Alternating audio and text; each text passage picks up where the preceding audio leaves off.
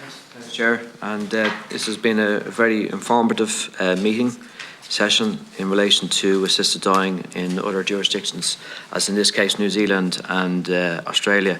And what has come across, it's in New Zealand and Australia, it's highly regulated, and there is certain variations in each state in Australia and obviously in New Zealand. And it's clear that assisted dying works. The vast majority of people, even though they may be in the circumstances they could avail of assisted dying, may never avail of assisted dying, but it's a choice. And I think that's, again, it's a fundamental human right. And hopefully in Ireland we will see that human right being legislated in the coming years. Just in terms of those that avail of assisted dying, and I think a number of the doctors were saying there's variations in relation to those that will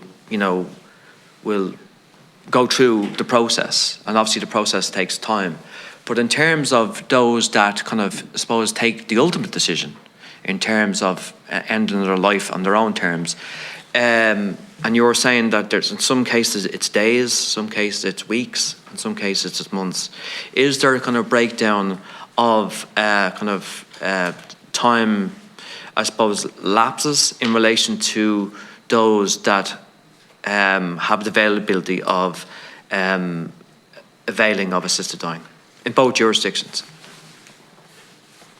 So in New Zealand, there's no data on that. I think it'd be very difficult to collect data on that because prognostication in the last few days and weeks of life is a notoriously difficult task until somebody reaches what we would call the terminal phase of life, when they just have maybe 2 or 3 days left. Okay. And in Australia? So in South Australia, from first request through to the final request, at least 9 days must elapse between that first request and last request. If we think time is very short, we can apply for to shorten that time period. And I've had a few patients that I have done that for, but actually I've made my focus very much on really providing intensive palliative care for those patients, rather than losing time with all of the legislative dot points that must be adhered to be eligible for the process. So those that are really actively dying, and within a week, I really try to focus on palliative care. On average for our patients, it's about 27 days from the first request through to the permit being provided to that patient. And some it's a little bit longer, some it's shorter, but our mean is 27 days in South Australia in our first 12 months of operation. And I think that will depend, as our numbers grow, both of patient requests and as our numbers of providing clinicians grow, that will change as well. So that's my personal practice. If someone is actively dying, time's very short, let's really concentrate on palliative care, but we've got it there as a backup if we need to. Okay. Thank you.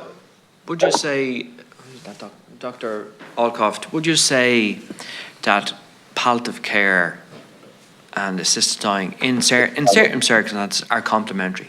Is that kind of a good thing to say, or? Senator, I would agree that I think they can be absolutely complementary. And if I can comment on palliative care spend in our state, our health minister must report annually, it's in our legislation, must report annually to the Parliament the palliative care spend, and no money can be taken from the palliative care budget to allocate to voluntary assisted dying. He or she must report annually to the Parliament on the palliative care spend. I actually think that if we had an actuarial study done, voluntary assisted dying per completed death may actually prove to be more expensive than palliative care because of the teams involved, the navigation team, the pharmacy team, the health department team, the clinicians involved. So if an actuarial study was actually done, it may prove per completed death to be more expensive. Thank you. Thank you very much.